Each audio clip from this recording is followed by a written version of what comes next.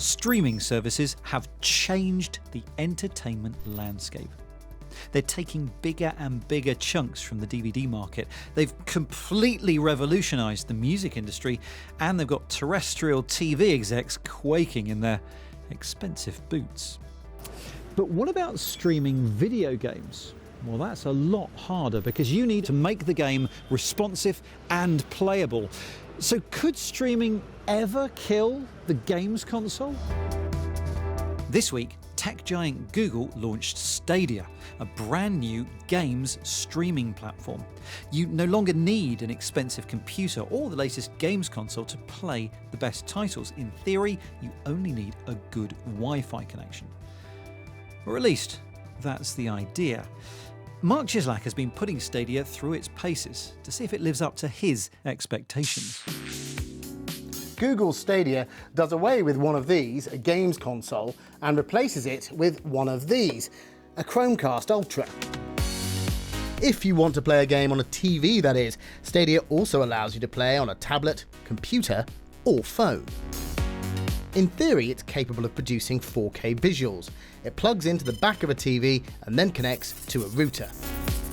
This then makes the connection with a data center. This controller communicates with the router via Wi-Fi and allows me to actually play a game. Streaming a game is more difficult than streaming video because with video you have data traveling in one direction, from the server to the viewer. With a game, data travels both ways. The inputs I'm making to control the game travel to the server, and the graphics displaying the effect of my input has to come back to me. This is where a potential problem could occur due to a thing called lag. If the inputs don't match up to the graphics, then the game becomes impossible to play.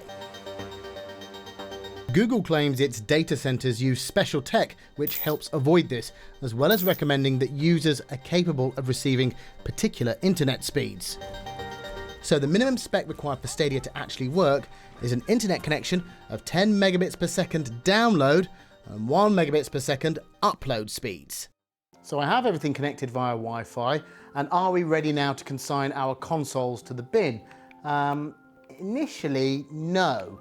Because as you can see, performance is, well, it's a little bit juddery, a little bit laggy, and nowhere near as smooth as you would expect from a console.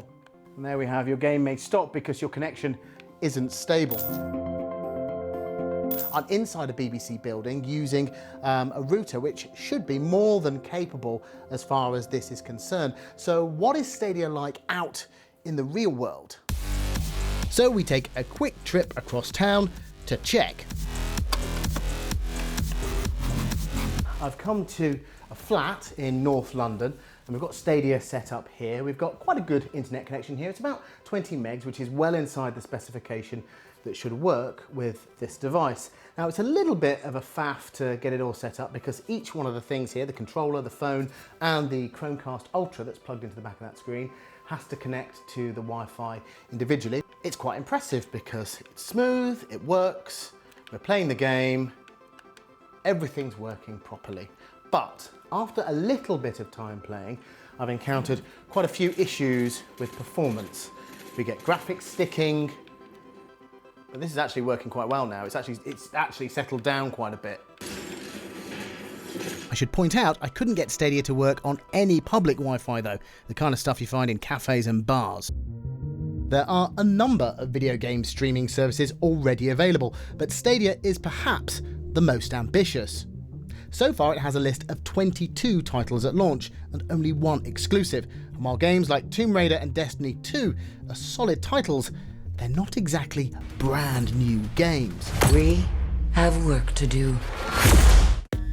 But perhaps the biggest challenge to Google comes from Microsoft with its game streaming offering, which was on show at a recent Xbox event.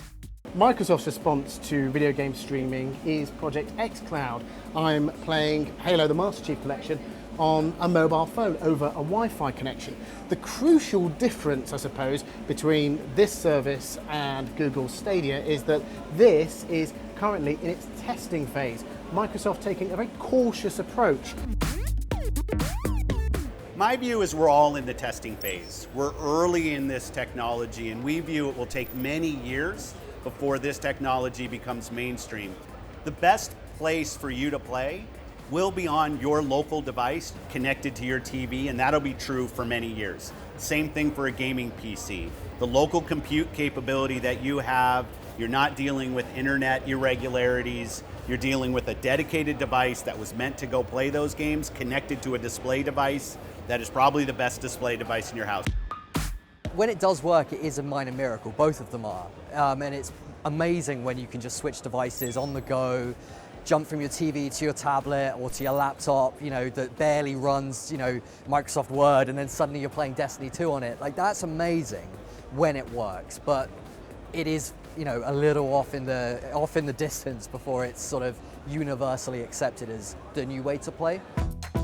There's been a lot of confusion about Stadia's pricing, with lots of people thinking it's a Netflix for games. It's not. Basically, the user pays a subscription to access the service. All of the games must then be purchased in order to play them. It costs $8.99 a month for a Stadia Pro subscription. This allows players to use the service and play games in 4K at 60 frames per second.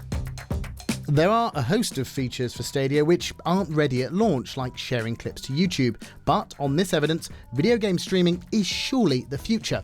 The problem is, today's technology isn't quite up to the task.